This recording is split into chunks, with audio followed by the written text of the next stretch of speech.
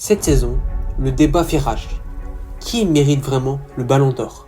Entre stars établies, jeunes prodiges et révélations surprenantes, la course est plus serrée que jamais. Aujourd'hui, je vous dévoile mon classement du top 10 des meilleurs prétendants. Accrochez-vous, ça va être chaud. À la 10e place, on retrouve le bur Donnarumma. Souvent sous-estimé pour un Ballon d'Or, ce gardien a pourtant été une véritable assurance-vie pour son équipe cette saison. Ses arrêts décisifs et sa sérénité dans les moments chauds ont souvent fait la différence. Un pilier défensif indispensable. Numéro 9, Kylian Mbappé. Mbappé qui sort d'une saison mitigée avec le Real Madrid, mais ça reste Kylian Mbappé qui va avoir le Soulier d'or. Cette saison, il a alterné entre éclairs de génie et matchs moins convaincants, ce qui le place un peu en retrait dans ce classement, notamment avec sa saison compliquée avec le Real sur le plan collectif. En 8e position, le phénomène Guevara, qui a explosé sur la scène européenne. Sa vitesse, ses dribbles, sa capacité de créer font lui d'un joueur élite à son poste. Grand artisan du sacre du PSG en Ligue des Champions, il mérite amplement sa 8e place. Numéro 7, Mohamed Salah. C'est très dommage pour lui, qui pouvait finir bien au-dessus de cette position. Mais cette 7e place est notamment due à cause de l'élimination en 8e de finale de Ligue des Champions face au Paris Saint-Germain. Son expérience et son efficacité restent toujours ses atouts majeurs, mais d'autres ont pris de l'avance sur lui, malgré ses stats exceptionnelles. En 6e position, Pedri.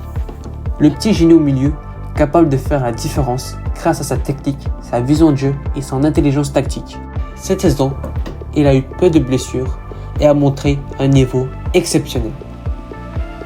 Cette saison, il a été un incontournable et très probablement dans le top 3 des meilleurs milieux au monde.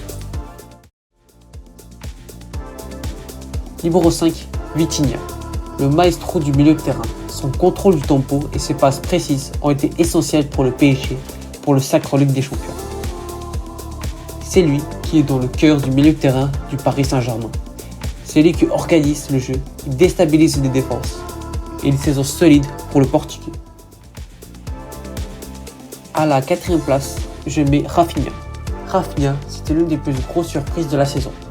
Le Brésilien est un poison pour les défenses adverses, avec ses dribbles, ses accélérations, ses appels en profondeur et sa capacité à servir ses coéquipiers dans les meilleures conditions de jeu.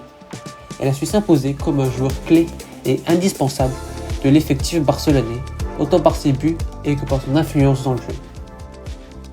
Numéro 3, Achraf Hakimi. Hakimi, le latéral offensif parfait. Il est partout, défense, attaque, centre, tir, but, passe D. Et il est partout, une machine à courir et à faire la différence. Son apport dans l'effectif parisien est exceptionnel. C'est lui, le meilleur latéral au monde et peut-être dans le top 3, voire le top 5 des meilleurs latérales de l'histoire. En seconde position, Lamine Yamal. À seulement 18 ans, il illumine le terrain par sa créativité, son audace et son efficacité. Une étoile montante qui apporte fraîcheur et détermination et qui est déjà devenu indispensable à son équipe.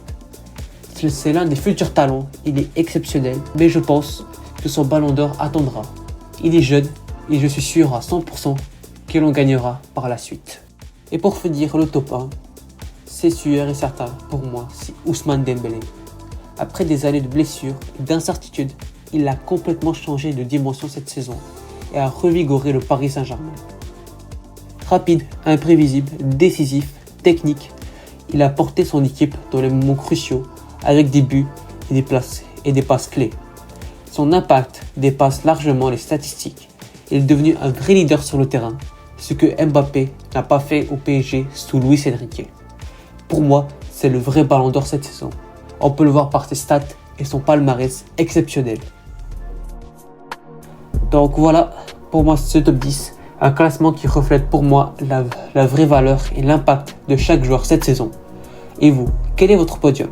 Dites-le moi en commentaire. N'oubliez pas de vous abonner et lâcher un like pour ne rien manquer des prochaines vidéos. À bientôt. Hey, Gal net in de been. Door het bad, wat door de been. Tel het wat op.